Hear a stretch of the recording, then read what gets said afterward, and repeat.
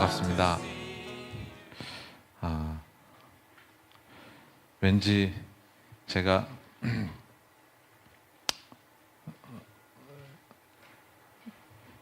오지 저한테 좀 안 어울리는 곳에 온 듯한 그런 느낌도 받습니다. 솔직히 옛날 생각도 좀 나고,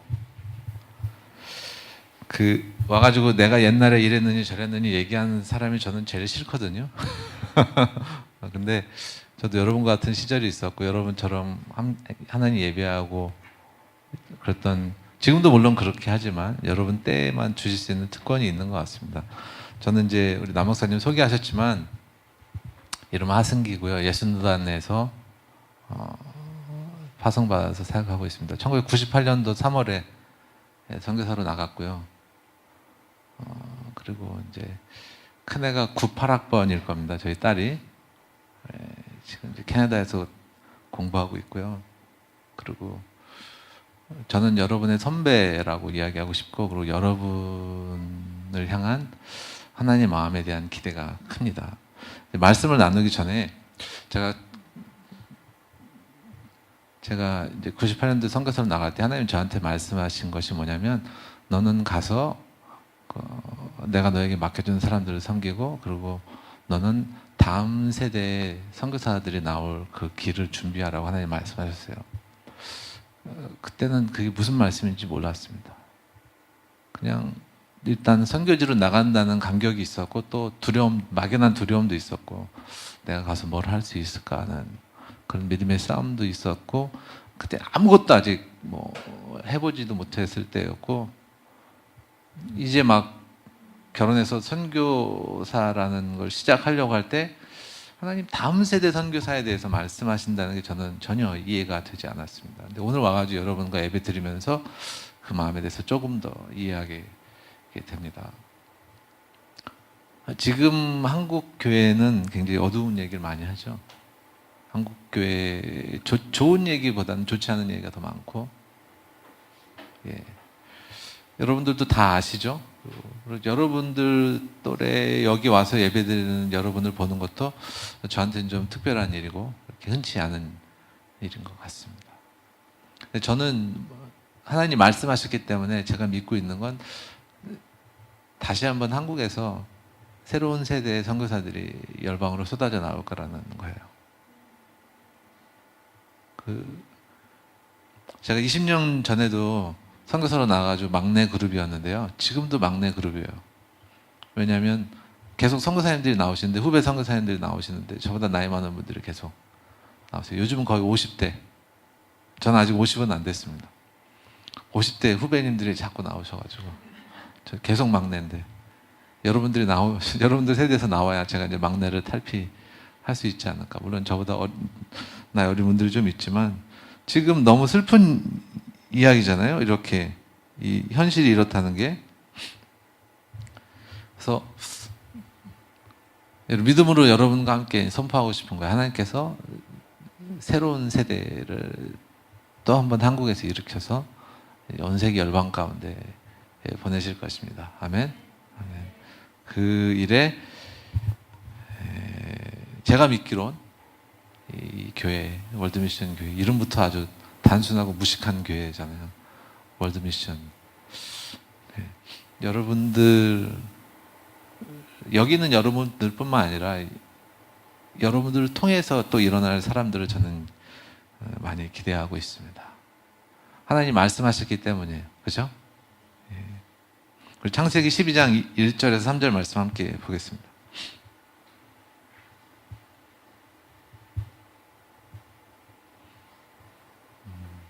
이거 보기가 힘들겠네요. 그렇죠? 다 보이세요? 함께 읽을까요? 시작. 여호와께서 아브라함에게 이르시되 너는 너의 아버지의 집을 떠나 내가 네게 보여줄 땅으로 가라. 내가 너로 큰 민족을 이루고 네게 복을 주어 내 이름을 창대하게 하리니 너는 복이 될지라. 너를 축복하는 자에게는 복을 내리고 너를 저주하는 자에게는 내가 저주하리니 땅의 모든 족속이 너로 말미암아 복을 얻을 것이라 하시니라.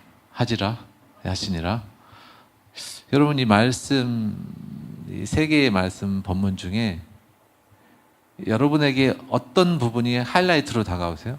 어떤 부분이 제일 마음에 와닿으세요? 이게 뭐 설교 말씀이지만 주일 설교는 질문하고 대답하면 안 된다는 법은 없으니까 어떤 말씀이 마음에 제일 많이 다가오세요, 여러분?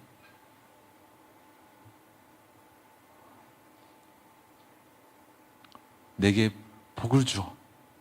하나님 나한테 복 주신다. 좋은. 또 어떤 말씀이 다가오세요? 너는 복이 될지라? 예, 또.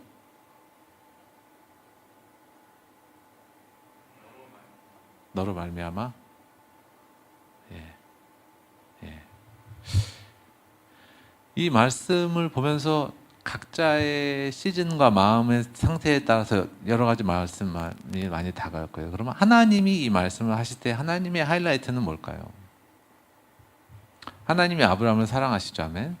하나님이 아브라함에 복 주시기 원하시죠. 그러나 하나님이 이 믿음의 세대를 시작하는 지금 우리의 믿음의 조상, 우리의 믿음의 아버지인 아브라함과 하나님 첫 번째로 이제 믿음의 세대를 시작하시면서 주신 말씀이거든요.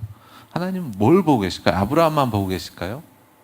아니면 지금의 우리 그리고 그 이후 우리와 아브라함 사이에 있었던 그 수많은 믿음의 세대들을 다 보고 계셨겠죠, 그렇죠? 제가 믿기로 이 말씀하실 때 하나님의 하이라이트는 땅의 모든 족속이 너로 말미암아 복을 얻을 것이라. 이것이 하나님의 하이라이트입니다. 하나님이 아브라함을 통해서 하시고 싶은 일은 뭐냐면 아브라함의 복 줄 뿐만 아니라 아브라함을 준 그 복이 땅의 모든 족속에게 나눠지는 그것이라고 저는 믿습니다. 이 말씀이야말로 월드 미션이라는 말에 너무나 적합한 말씀이에요. 땅의 모든 족속, 땅의 모든 민족. 그리고 또 우리에게 놀라운 것은 우리 아브라함뿐만 아니라 저와 여러분, 우리 믿음의 조상, 우리 믿음의 세대인 우리에게 저희를 통하여, 저와 여러분을 통하여서 땅의 모든 족속이 이 복을 얻는다는 것이죠. 너를 축복하는 자에겐 내가 축복하고 너를 저주하는 자에게 내가 저주하리라. 이 말씀은 무슨 뜻이에요? 하나님 무조건 우리 편이 되어준다는 말이잖아요. 그렇죠? 얼마나 우리에게 든든한 말씀입니까? 그래서 이스라엘 사람들은, 유대인들은, 아브라함의 육적인 후손인 그 유대인들은 이 말씀을 자기들에게 굉장히 특별한 말씀이라고 생각을 했어요. 특별한 말씀이기도 하죠. 그러면서 이제 저도 주일학교 때 배웠던 선민, 이스라엘 사람, 유대인들은 선민, 하나님의 택함 받은 족속이고, 그래서 하나님이 뭐 쓰시고 뭐 이런 얘기를 많이 들었는데, 이스라엘 백성들이 착각한 건 뭐냐면은 하나님이 이 말씀을 주실 때 어떤 말씀에 하이라이트를 주시는지 이해하지 못한 거예요. 내가 너를 복 주겠다. 그리고 하나님이 우리를 축복하는 자를 축복하고 우리를 저주하는 자에겐 저주하겠다라는 이 부분에만 초점을 맞춘 거예요. 근데 여러분, 제가 아주 굉장히 논리적인 질문을 하나 하면요, 하나님의 보시기 원하는 결과물은 분명하죠. 땅의 모든 족속이 복을 얻는 거잖아요. 모든 족속이. 그러면 두 가지 가능성이 있어요. 사람들이 아브라함의 후손들, 믿음의 후손들을 축복하는 가능성이 있고, 하나는 저주하는 가능성이 있잖아요. 그렇죠? 근데 하나님이 보기 원하시는 결과는 땅의 모든 족속이 아브라함의 후손을 통해서 복을 얻는 거예요. 그러려면 아브라함은 땅의 모든 족속으로부터 축복을 받아야 됩니까? 저주를 받아야 됩니까? 축복을 받아야죠. 여러분, 이 말씀 굉장히 무서운 말씀이에요. 아브라함과 아브라함의 후손에게 하나님께서 주시는 책임이 뭐냐면, 너는 땅의 모든 족속으로부터 축복을 받아야 된다. 네가 축복을 받아야지 땅의 모든 족속이 내 축복을 받는다라고 하시는 거예요. 사실은 그냥 하나님이 나를 축복한 자를 축복하고 나를 저주하는 자를 저주한다라는 이 말씀에만 머무르면은 어떠한 책임도 없는 것 같지만, 사실 말씀을 끝까지 다 들어보면은 하나님은 굉장히 막중한 책임을 아브라함의 후손들에게, 저와 여러분에게 지우고 계시는 거예요. 그러니까 저와 여러분을 통해서 땅의 모든 족속이 축복을 받기 원하는데 어떻게? 사람들이 우리 축복해야 된대요.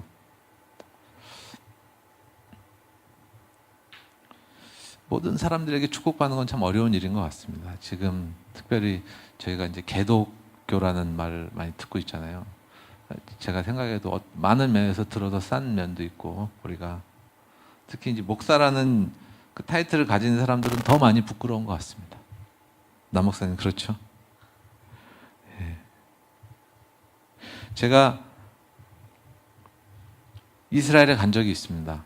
한번 이제 이집트 카이로에서 비행기를 타고 텔아비브로 들어가는데 비행기가 텅텅 비어 있었어요. 근데 제가 창가에 자리였고 창가로 이제 세 자리가 있는데 가운데 자리는 비었고 저는 끝에 자리였고 그 통로석에 그 유대인 전형적인 유대인 머리 까고 이렇게 빵모자 쓴 사람들 있잖아요. 딱 그 유대교도인 한 아저씨가 딱 앉아 있더라고요. 근데 제가 딱 가서 그 자리에 들어가야 되는데 그 사람이 비켜주질 않는 거예요. 그래서 그럼 나보고 그 이제 무릎을 이제 헤치고 들어가라는 것보다 하고 들어갔거든요.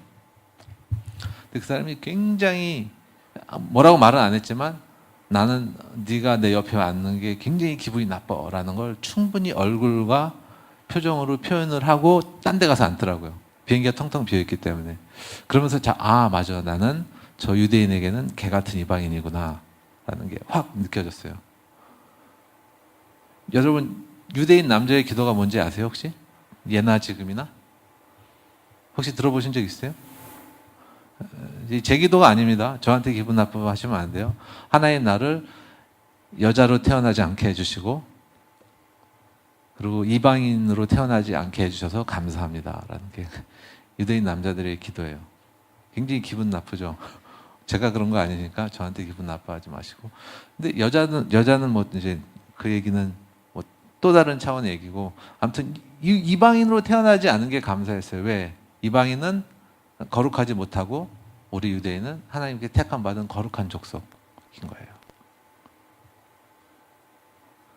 자기들이 더 특별하고 자기들이 더 하나님 앞에 더 사랑받는다고 믿는 거죠.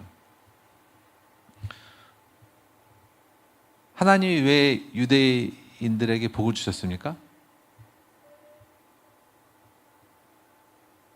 너를 통해서 땅의 모든 족속이 복을 얻어라 라는 게 하나님의 뜻이었잖아요. 그러면 하나님이 왜 이 대한민국에 복을 주셨습니까?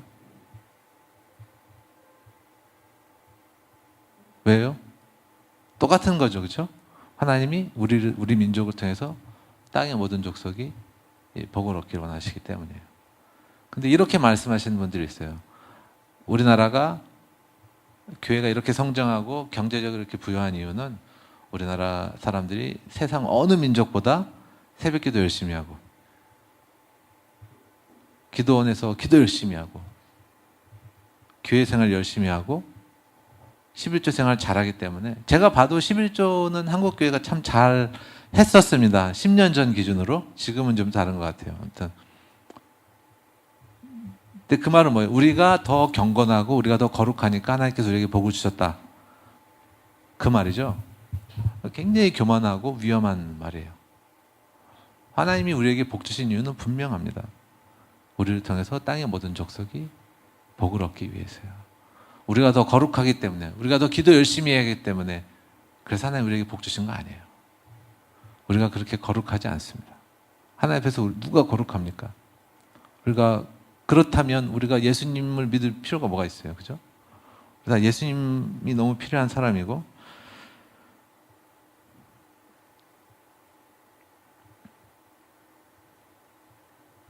하나님이 세상을 이처럼 사랑하사 독생자를 주셨습니다. 아멘.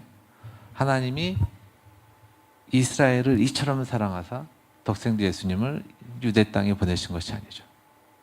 하나님이 대한민국을 이처럼 사랑하사, 맞는 말이지만 대한민국만은 아니거든요. 모든 민족을 사랑하시는 거죠. 아브라함이 본토 친척 아비집을 떠나서 가나안 땅으로 가야 되는 여러 가지 이유가 있습니다. 뭐 거기가 뭐 우상을 섬기는 땅이었고 뭐 우상들이 많았고 아브라함이 뭐 우상을 때려 부셨는데 뭐 여러 가지 전승들이 있지만 아무튼 그런 것들 다 부지될 수 없지만 그 아브라함이 살던 곳은 갈대아 우르라는 지역이었어요. 지금으로 치면 이제 이라크나 쿠웨이트 정도? 그 정도 위치한 곳이었거든요. 근데 이라크랑 쿠웨이트는 하나님께서 거기서 믿음의 새로운 세대를 시작할 수는 없으셨을까? 왜 아브라함은 그 가나안 땅으로 가야만 됐을까? 여러분 그 뒤에 그 제가 어저께 들었던 파워포인트 좀 보여주시겠어요? 지도 있는 거죠. 아, 예. 그렇죠. 제가 좀 옆으로 빠질게요. 그 파란 점이 아브라함이 원래 있던 곳이고요. 빨간 점이 우리가 잘 아는 대로 가나안 땅, 그리고 팔레스타인 지역이죠. 근데 왜 저기서 여기로 가라 그러셨냐면 다음 거 좀 보여주세요. 여러분 우리가 노아의 세 아들의 후손이잖아요. 그렇죠? 노아의 세 후손은 크게 이제 황인종, 흑인종, 백인종 세 그 인종의 조상이라고 얘기하잖아요. 그래서 지금은 전 세계적으로 막 이렇게 신대륙도 발견했느니 뭐 어쩌고 그래서 지금 달라졌지만 과거에는 셈족, 주로 아시안이라고 얘기하는 사람들은 다 이스라엘을 기준으로 가나안을 기준으로 동쪽에 있었어요. 다음 그림 보여주세요. 그리고 함족은 저 선을 기준으로 아프리카 쪽에 대부분 흑인들이 함의 후손들이 있었죠. 그리고 야벳 후손 다음 그림. 야벳 후손들은 저 유럽 쪽으로 북쪽으로 있었어요. 여러분 이 셈족과 함족과 야벳 후손들이 땅의 모든 족속을 대표하는 세 개의 큰 인종인데 지구상에서 이 세 개의 큰 인종들이 모이는 유일한 곳이 한 군데가 있어요. 어디예요? 지금의 가나안, 지금 이스라엘 땅, 팔레스타인. 하나님이 셈족의 땅에서 아브라함 보고 셈과 함과 야벳이 모두가 만날 수 있는 곳으로 가라고 말씀하셨습니다. 왜 그러셨을까요? 땅의 모든 족속이 복을 받아야 되거든요. 근데 셈의 후손들만 복을 받게 생긴 거예요. 거기만 있으면. 그래서 그 땅으로 가야지 셈과 함과 야벳이 모두 만날 수 있는 거예요. 그래서 선교는 마태복음 28장에서 시작한 것이 아니라 예수님의 그 아담의 가죽옷부터 시작하지만 사실은 세계 선교라는 건 제가 볼 때 여기서부터 하나님이 아브라함 믿음의 후손을 부를 때부터 하나님께서 이 일을 시작하시는 거죠. 하나님께서 우리에게 뭔가를 말씀하시고 순종하게 하고 움직이게 하시고 어떤 일을 시작하게 하실 때는 굉장히 복합적인 섭리가 있습니다. 지혜가 있습니다. 이유가 있습니다. 아까 이제 남 목사님하고 여기로 이사 온 이유에 대해서 굉장히 많이 얘기를 했는데 여러분이 지금까지 이해하고 있는 것 말고도 굉장히 많은 이유가 있을 것 같아요. 이제 제가 와서 여러분이 다 알고 있는 얘기일 수도 있는데 제가 좀 일찍 와가지고 요 근처를 다녔는데 거의 중국 젊은이들이 주변에서 막 주일 아침부터 폭풍 쇼핑을 하고 있더라고요.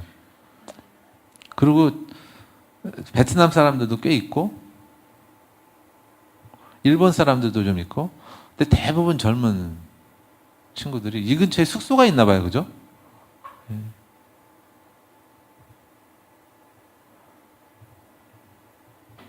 제가 대학생 때는 여기가 그렇게 핫한 곳은 아니었어요. 좀 달랐어요. 물론 그때도 그랬지만 이렇게 이 동네가 이렇게 될 줄은 그때 생각을 못했습니다.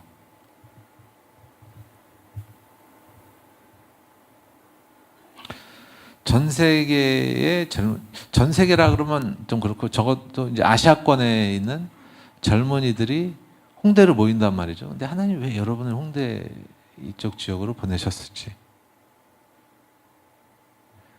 여러분들이 전에도 전도했을 텐데 왜 이곳에 와서 하나님께서 전도하게 하시는지.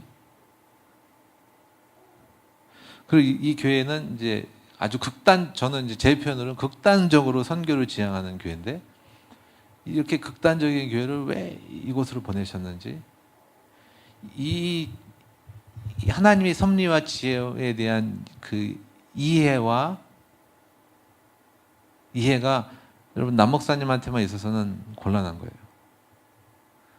지금의 교회는 목사님에 의해서 좌지우지되는 교회 시대는 지나도 한참 지났습니다.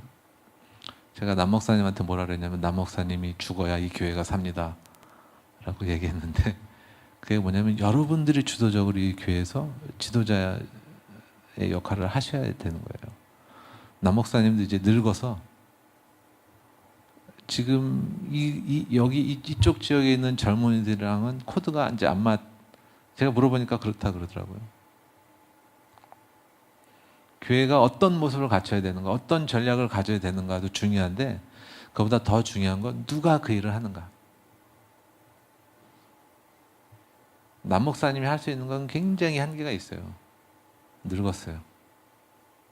미안한 얘기지만 저는 말할 것도 없고, 여러분들의 시대거든요.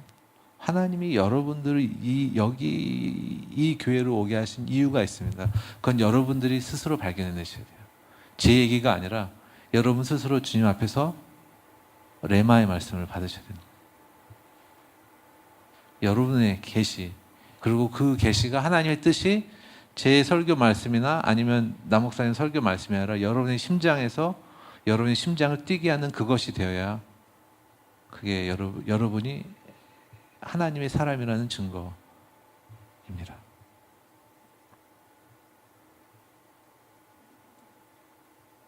또 다른 말씀 한번 보겠는데요. 마가복음 11장 15절에서 17절 말씀입니다.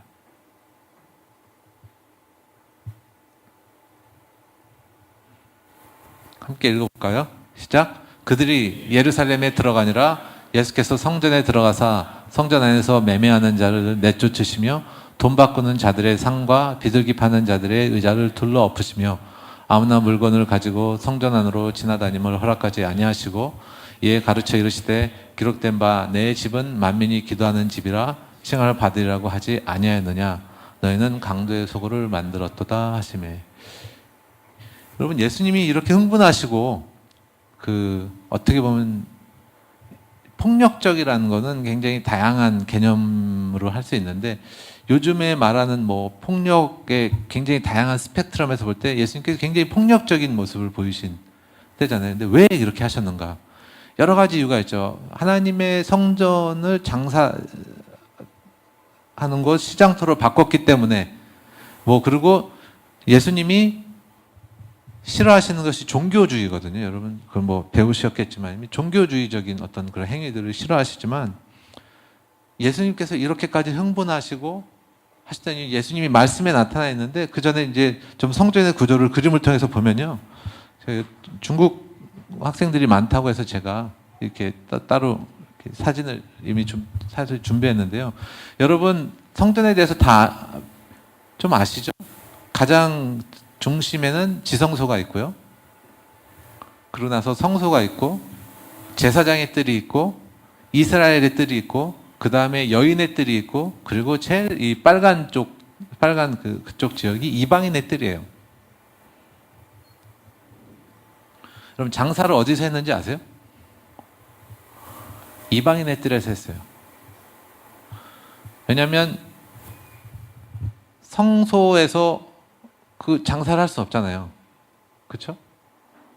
왜 거기서 장사를 했냐면, 그 당시에 있는 이 제사장들과 지도자들은 우리 민족이 하나님께 예배할 수 있고 괜찮지 근데 이방인들이 오거나 말거나 관심이 없었던 거예요. 근데 여러분 생각을 해보세요.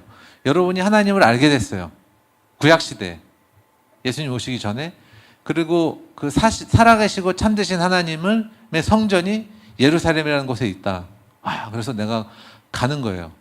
근데 나는 이방인이니까 이방인에게 허락된 곳은 이방인의 뜰까지밖에 못 가는 거예요. 여인의 뜰도 못 가요. 이스라엘의 뜰 당연히 못 가고, 제사장의 뜰, 성소, 지성소는 근처도 못 가봐요. 어떻게 생겼는지 알 방법도 없어요. 이 사람들이 하나님의 성전에 먼 땅에서 지금처럼 비행기를 타는 것도 아니고 몇 달씩 거쳐서 걸어오건 뭐 말을 타고 오건 마차를 타고 오건 와서 이 사람들이 유일하게 경험할 수 있는 곳이 어디냐면 이방인의 뜰인데 그것은 시장 바닥에 돼 있는 거예요.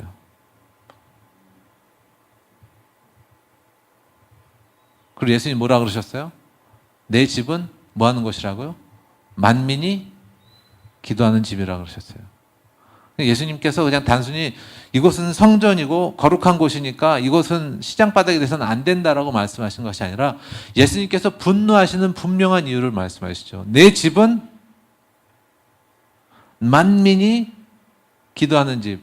모든 민족이 모든 민족을 위해서 기도하는 곳이 하나님의 성전이어야 되는 거예요. 이 모델은 지금 우리 교회는 있지 않는 모델이죠. 그러나 사실 대동소이한 거예요. 교회는 어떤 곳이어야 됩니까? 하나님 예배하는 성소가 있어야죠. 당연히. 그렇죠? 이스라엘의 뜰도 있어야 되고 제사장의 뜰도 있어야 되고 여인의 뜰도 있어야 돼요. 교제가 있어야 되고 그렇죠? 제사할 수 있는 예배. 지금은 이제 짐승을 죽여서 하는 일이 없지만 어쨌든 우리 예배하는 것이 있어야 돼요. 근데 성전에 반드시 있어야 될 것은 또 이방인의 뜰이에요. 이방인이 와서 예배할 수 있는 곳.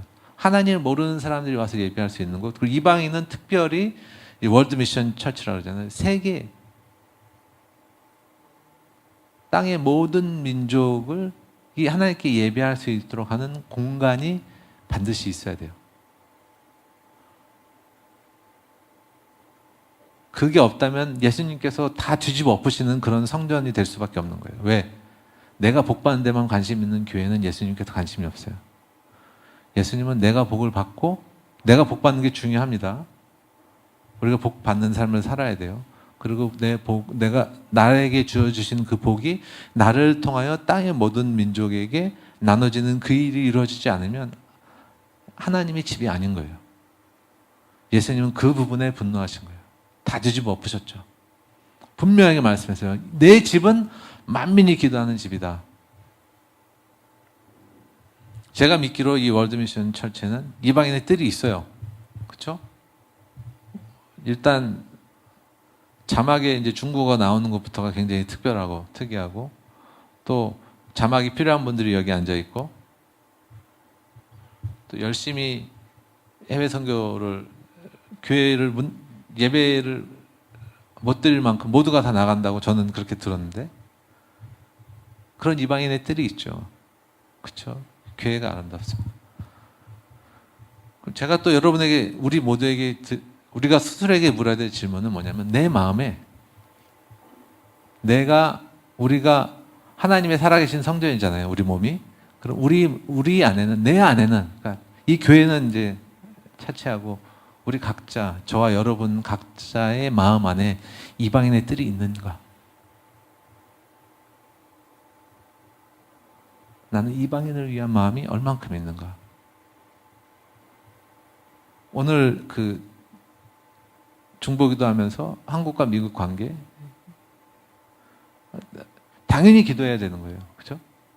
그 기도를 하지 말라는 것도 아니고 근데 우리 기도의 초점이 어디 있는가?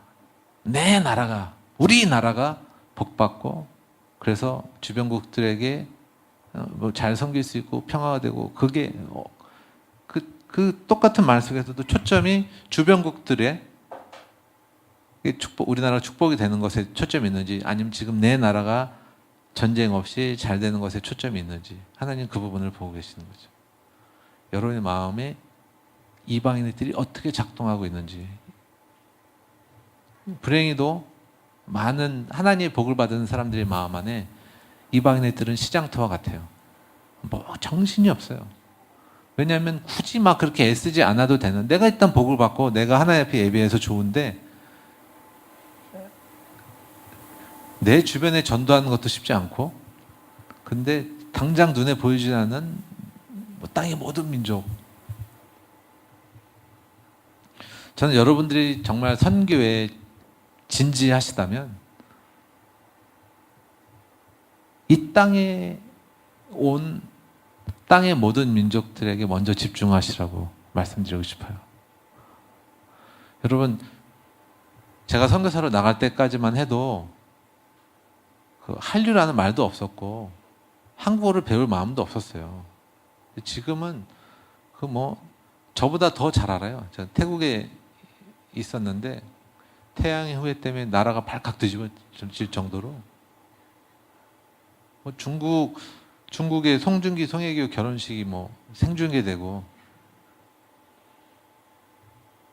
지금 제가 동남아 지역을 다니면 제가 어느 나라 가면은 대부분의 나라들은 제가 영어로 말씀을 전하고 그리고 현지어로 통역을 하거든요.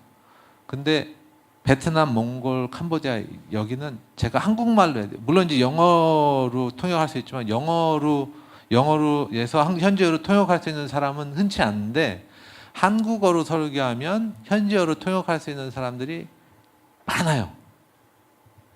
베트남과 몽골하고 특히 캄보디아 이 세 나라가. 여러분 선교사라 그러면 먼 나라에 가서 먹기 힘든 음식을 먹고 좀 어떻게 보면 좀 지저분한 곳에서 살면서 그리고 내가 알지 못하는 말을 열심히 배워서 선교해야 된다고 생각하잖아요. 그 패러다임 지금 다 깨트리셨어요, 하나님이. 하나님이 열방에서 한국으로 들어오게 하셨어요. 이 땅에 수많은 나라 사람들이 있고 무슬림들이 잔뜩 들어와 있어요. 제가 하나님께서 뭔가 행하실 땐 굉장히 복합적인 이해와 섭리와 이유가 있다고 그랬잖아요.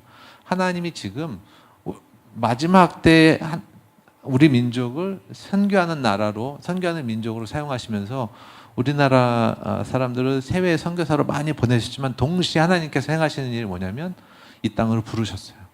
많은 나라 사람들이 들어와요. 백인들이 그렇게 한국말 잘하는 것도 되게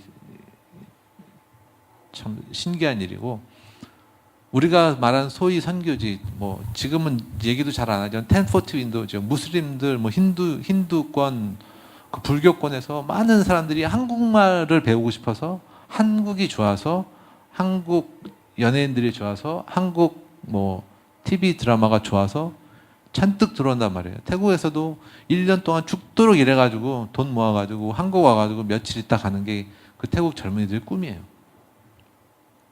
하나님께서 이렇게 열린 문을 주셨어요. 하나님께서 우리에게 이방인의 뜰을 주셨거든요. 그리고 또 재밌는 거는 걔네들이 또 여기 이 근처에서 다 묵고 가더라고요. 그렇죠? 여러분 그걸 보시기 바랍니다. 하나님이 이 땅을 어떻게 움직이고 계시고 그 가운데서 나를 여기로 보내신 것 같아. 나는 어떻게 반응하고 어떻게 섬겨야 될지. 여러분 선교지에서 다른 나라 말을 배워서 다른 나라 사람들이랑 산다는 것 자체가 쉽지 않은 일이죠. 그렇죠? 그래서 하나님이 여러분이 굳이 다른 나라 말을 배우지 않아도 얼마든지 땅의 모든 족속이 여러분을 통해서 복을 얻을 수 있는 길을 하나님이 한국에 지금 주셨어요. 근데 불행히도 너무 안타깝게도 많은 한국 교회는 그걸 보지 못하고 있어요.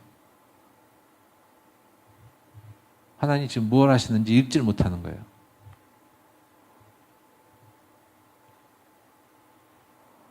하나님이 우리에게 복 주신 이유는 분명해요. 다시 말씀드리지만 땅의 모든 민족이 복을 얻기 위해서입니다. 1997년도 말에 한국의 IMF라는, 여러분이 너무 어렸을 때 일이긴 한데 그때 한국이 경제적으로 승승장구하다가 그렇게 된 이유는 분명합니다. 더 이상 한국이 복을 나눠주기보다는 하나님이 주신 그 경제적인 복에 너무 취해가지고 그 당시에 굉장히 슬프고 창피한 일들이 많이 있었어요. 그리고 그때 경제 위기가 왔을 때 많은 선교사들이 한국으로 들어왔습니다. 왜냐하면 선교비가 끊겨가지고. 하나님이 지금 이때에 우리나라에 이런 경제적인 상황을 주신 이유가 있고, 그리고 지금 여러분들이 재정적으로 어떤 상황을 사는지도 다 하나님의 섭리가 있어요. 그것은 여러분들이 발견해내시고, 그리고 제가 믿기론 저와 여러분이 복을 누리는 것이 하나님이 원하시는 거거든요. 그것은 그 아까 영혼이 잘 된 것 같이 범사에 잘 되고 사회적인 관계부터 우리의 정서적인 건강과 육체의 건강 그리고 재정적인 부분까지 하나님께 다 복 주시기 원하거든요. 그것을 우리가 누리는 굉장히 중요한 그 열쇠는 주는 거예요. 고이면 썩어요. 하나님께서 이미 한국교회에 여러 차례 분명하게 하나님께서 그 원칙을 드러내셨어요. 우리가 우리만 누리고 나누지 않을 때 죽어요. 우리가 그 복을 누리지 못하고 놓치고 썩어버리는 일들이 많이 있습니다. 여러분, 제가 선교사잖아요. 선교 후원을 받잖아요. 근데 제가 확실히 경험하는 건 곳간에서 인심난다는 말은 꼭 맞는 말이 아니더라고요. 제가 딱 보니까 여러분 중에 있어 보이는 사람이 많지 않습니다. 네? 그렇죠? 금수저는 딱히 없어 보이고. 네. 여러분들이 많이 줄 수 있는 분들은 아닐지 모르겠어요. 근데 여러분이 주기 시작할 때 여러분도 누리고 사람들도 같이 이 복을 받는 겁니다. 오늘의 하이라이트는 하나님이 나를 통해서 땅의 모든 민족을 복주시기 원한다. 그리고 하나님이 한국 땅에 지금 무슨 일을 행하고 계시고 우리 교회에 무슨 일을 행하고 계시고 나에게 무슨 일을 행하고 계시는지, 그리고 지금 이때 내가 반응할 것은 하나님께서 나에게 주신 복들을 나누기 시작하는 거죠. 그것은 시간과 재정과 기도,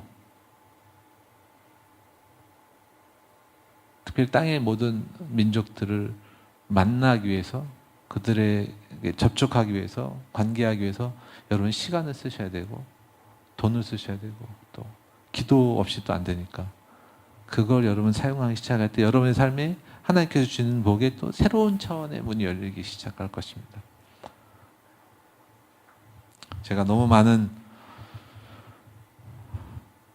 흥분이 돼가지고 오늘 여러분 보니까 너무 좋아서 너무 많은 말을 정신없이 하고 있습니다. 한 가지만 기억하십시오. 하나님께서 저 여러분을 통해서 땅의 모든 민족을 복 주시기 원하십니다. 아멘. 아멘. 우리 기도할까요?